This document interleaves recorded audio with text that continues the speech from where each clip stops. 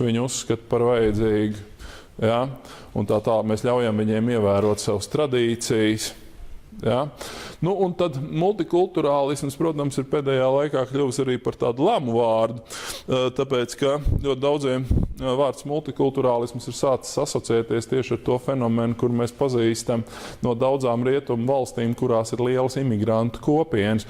Proti, ka cilvēki, kas dzīvo šajās imigrantu kopienās, ļoti bieži neizdara ne mazāko mēģinājumu integrēties šīs valsts sabiedrībā kopumā. Ja? Mēs zinām, ka veidojās tādas noslēgtas imigrantu kopienas, kuras tad ļoti bieži negrib integrēties pārējā sabiedrībā, nemācās valodu, bērni ātri pamet skolu, ir augsts noziedzības līmenis, ir ārkārtīgi zema ienākumu struktūra, tāpēc, ka mēs zinām, ka arī īpaši tajās darīšanās, kur ir darīšana ar dažādām arābu un tuvo austrumu, bet ne tikai to zemju imigrantiem, tur tas labākais stils ir saradīt veselu lērumu ar bērniem, vai ne, un saņemt no konkrētās valsts milzīgas pabalstus šo bērnu uzturēšanai, nestrādāt, un aizrauties ar visādām fundamentālistiskām idejām. Ja?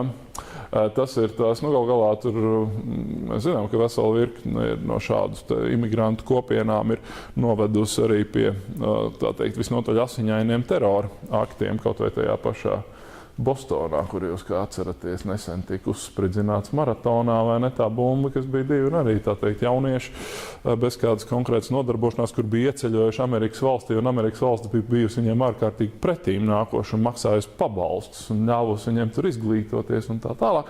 Kā rezultātā tad viņi bija, kļuvuši par teroristiem, un kā tad tur laikam beidzās, vienu laikam nošāva, otrs laikam sēž cietumā, vai ne?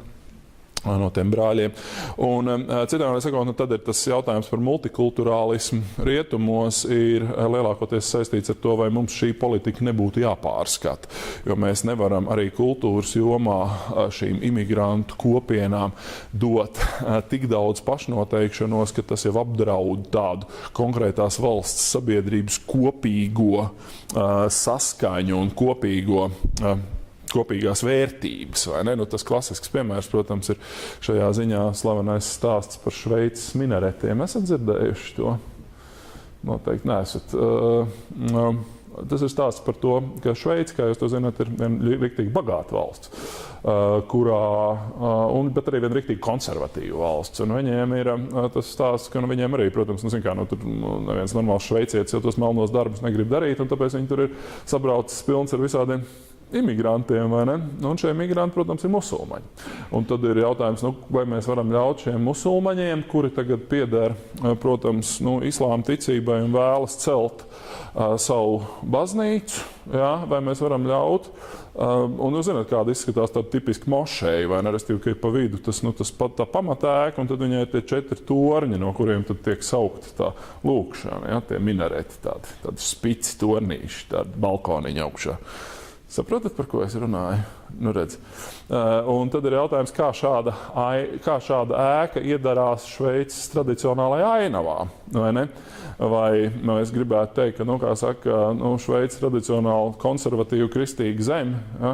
Kāpēc viņai vajadzētu pieciest to, ka tur tagad arī sāks celt minaretes. Un tas bija Šveicē vien ļoti ilgu laiku diezgan tāds pamatīgs arī politisks piedaudzības akmens, kur viņi pateica, ne, mēs neļausim. Ja? Tāpēc, ka viena lieta ir jūsu kulturālās vajadzības un tā tālāk, bet cita lieta ir Šveices tradicionālā kopiena, Šveices tradicionālās vērtības, pie kurām mums ir jāpieturās. Ja citiem vārdiem sakot, tas ir, kā saka, solis pret multikulturālismu. Ja? Multikulturālisms tas saka to, ka šajā konkrētajā valstī ir jābūt pretīm nākošai pret dažādu arī ieceļotāju grupu kulturālajām vajadzībām. Ja? Tur skolas, izglītības, apģērbs un tā tālāk. Ja? Vēl viens klasisks piemērs, ja reiz par to ir runa, kā jūs to zinat, arī no Indijas ir izceļojuši pietiekoši daudz cilvēku, kas ir nonākuši dažādās rietumu valstīs, un Indijā vienai šādai reliģiskai grupai, tā sauktajiem sikhiem, ir jānēsā tieši reliģisku apsvērumu dēļ turbāns. Zināt, kas ir turbāns? Ne? Tāds nosacīti dvielis, vai ne? Ap galvu. Tad lūk, šis turbāns ir viņiem absolūti reliģiski nepieciešamība. Apmēram tāpatās tā kā kipa ebrejiem, vai ne?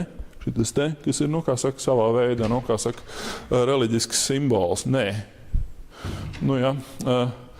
Taču tas ir viss ok. Kāpēc nenēsāt? Un galu galā es arī varētu staigāt, kā man ienāk prātā. Bet tagad ir jautājums, ja viņš grib braukt ar moci, viņam vajag ķiveri. Un ķiveri, tas ir, kā jūs to zināt, par ķiveres nenēsāšanu braucot ar moci, tu tiec sodīts, vai ne, par to, ka tu nevar braukt bez ķiveres ar moci. Ja? Tad ir jautājums, kā tik galā. No vienas puses, vai pateikt, jums ir baigi īpašās vajadzības, dārgie sikhi, tāpēc mēs jums atļaujam nenēsāt ķiveri. Vai arī mēs pasakām, jūs ziniet, esat tādi paši pilsoņi kā pārējie, un ja jūs gribat braukt ar motociklu, tad esiet lūdzu tik laipni un nēsājiet ķiveri, neatkarīgi no tā, ko prasa jūsu reliģija. Kas arī noved ļoti bieži pie tādiem, kā saka, kāzusiem. Ja vienu brīdi 90. gados, jo īpaši Eiropa un rietumu pasauli kopumā bija aizgājusi tajā multikulturālismu virzienā, proti tajā, ka ir maksimāli daudz kulturālas autonomijas jādod šīm dažādajām kopienām. Ja? Tad šobrīd, protams, tas ir aizgājis pretējā virzienā un tā, kā saka, rietumvalstu demokrātija, centrālo valdību tolerants pret dažādām imigrantu grupu kulturālajām vajadzībām ir stipri vien mazinājusies. Ja? Tālūk, jautājumi. Droši. Jūs izcēlāt kaut kādu valodas lietojumu atzīšanu kultūras jomā? Jā. Ko jūs ar to domājat? Nav jau tā, ka ir aizliegts runāt kādā demokrātijā, kādā valodā. Nē, protams, nav ar valodas lietojumu atzīšanu kultūras jomā ir tas, ka tu atzīsti šīs valodas publiskās tiesības. Piemēram, kaut vai tikai to, ka tu šajā valodā vari sazināties ar valsts iestādēm. Ja visā valstī vai kādā reģionā. Otrām kārtām, vai valsts finansē izglītību konkrētajā valodā, vai valsts finansē mēdījus šajā valodā. Varat iedomāties, piemēram, tas ir stāsts par Latvijas valsts arī pozīcija, kuru, kā mēs to zinām, no vienas puses skaidrs, ka Latvijā ir viena valsts valoda latviešu. Ja? No otras puses Latvijas valsts līdz pat šim brīdim finansē mēdījus Krievu valodā, proti Latvijas Radio 4 un LTV 7. Ja? Tas kā finansē, tas ir kaut cits jautājums, bet vienalga finansē. Ja? Kas tikai liecina to, ka Latvijas valsts atzīst noteiktu šādu, kā saka, grupu, konkrēti Latvijas krievalodīgo iedzīvotāju kultūras tiesības. Ja? Citās jomās atkal nē. Piemēram, tās pašas ielu zīmes pie mums nevar būt nekur, nevienā citā valodā. Ja? Nekā latviešu. Pat angliski nevar. Tā kā, tas ir, šajā ziņā tas ir tas, ko mēs saprotam ar šīm kulturālajām tiesībām. Jā.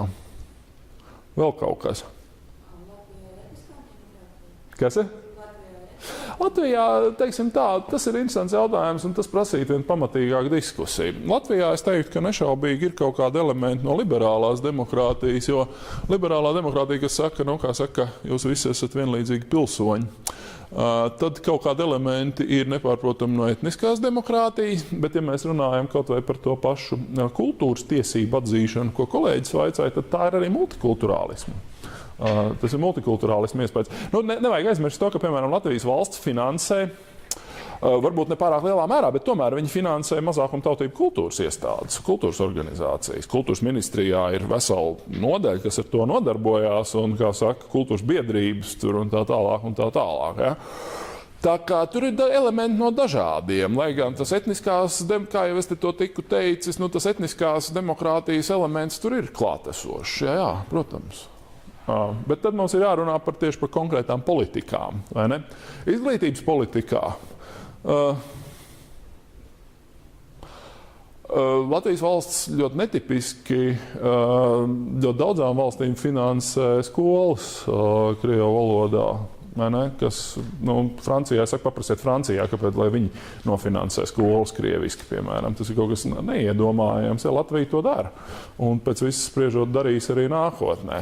Kas attiecās uz politisko to stāstu, tad politiskajā ziņā tur ir šis tas no etniskās demokrātijas, tāpēc, ka tas ir gal galā arī kaut kādā mērā, protams, tas stāsts par nepilsoņiem.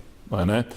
Jo, grozies kā gribi, bet nepārprotams skaidrs, ka Latvijas pilsonības politika ir bijusi tagad de facto tāda, ka, protams, ka lielais vairums no Latvijas pilsoņiem ir latvieši, un savukārt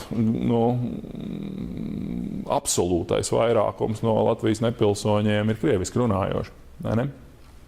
Tā kā tas politiskais tur ir, bet tur ir tā ir interesanta diskusija, bet es domāju, ka mums nav šobrīd iespējas viņu šeit pilnā apjomā, kā saka, īstenot vēl kaut kādi jautājumi. Labi, ja nav, tad es jums atdošu tās minūtes nākamreiz, kad mēs tiksimies.